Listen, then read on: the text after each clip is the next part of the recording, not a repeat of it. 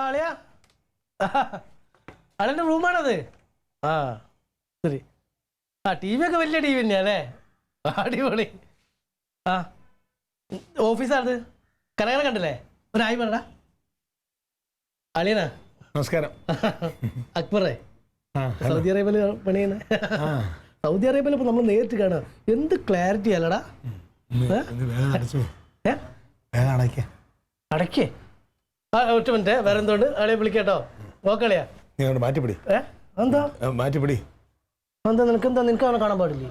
എനിക്ക് കാണാൻ പറ്റാഞ്ഞിട്ടല്ല, ഇത് പ്രശ്നമാടാ. എന്ത് പ്രശ്നം? പുതിയ ന്യൂസ് വന്ന കണ്ടില്ലേ നീ? പിന്നെ എന്റെ അളിയനെ വിളിക്കണല്ല ന്യൂസ് വരുന്നത്. നിന്റെ അളിയനെ നീ വീട്ടിൽ പോകുമ്പോൾ വിളിച്ചോ? ഈ ജോലി സമയത്തല്ല ഫോൺ ചോദിച്ചു കളിക്കേണ്ടത്.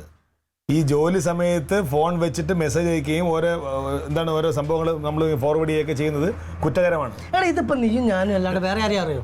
എടാ ആർക്കെങ്കിലും നിന്നോട് ദേഷ്യമുള്ള എന്ത് ചെയ്യുന്നറിയാമോ? ഇതിന്റെ സ്ക്രീൻഷോട്ട് എടുക്കും, എന്നിട്ട് സമയം നോക്കും.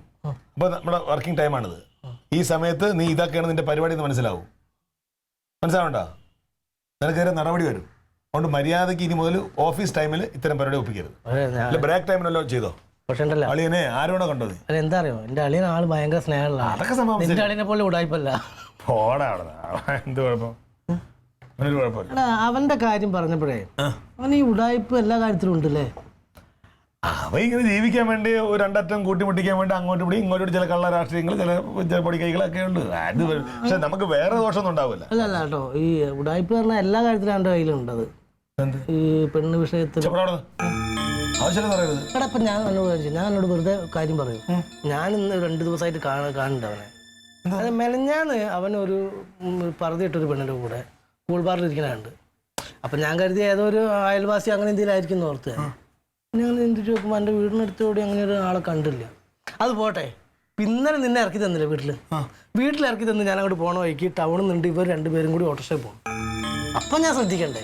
അതെന്തെങ്കിലും കേസിന്റെ കാര്യങ്ങളൊക്കെ അവൻ ഈ പറഞ്ഞ റെക്കമെൻഡേഷനൊക്കെ ആളാണ്. ഉള്ള പൈസ മേടിച്ചിട്ട് ആളുകളൊക്കെ ചില ഉടായ്പ നമ്പറിലൂടെ പറഞ്ഞു വിടും. അങ്ങനെ ആരെങ്കിലും ഒക്കെ ആയിരിക്കും. അല്ല എന്തെങ്കിലും ആയിരിക്കും, പക്ഷെ എന്നാലും ഒന്ന് ശ്രദ്ധിച്ചോ. അതൊന്നല്ല, അങ്ങനെയൊന്നും കുഴപ്പമൊന്നുമില്ല. നീ ചുമ്മാ ആവശ്യമില്ലാത്ത കാര്യം പറയണ്ട. തങ്കം വെച്ചാൽ അവന് മരിക്കുമോ? അതിൻ്റെ ഇടയിൽ പിന്നെ അങ്ങനെയുള്ള തെണ്ടിത്തരൊന്നും കാണിക്കില്ല. ചുമ്മാ മനുഷ്യനെ അങ്ങനെയാണ് എന്റെ വിശ്വാസം. അങ്ങനെയൊന്നും വരില്ലടാ. അങ്ങനെയുള്ള നെറുകടക്കം അവൻ കാണിക്കുമോ? നീ വേറെ എല്ലാം പറ. ആവശ്യമില്ല.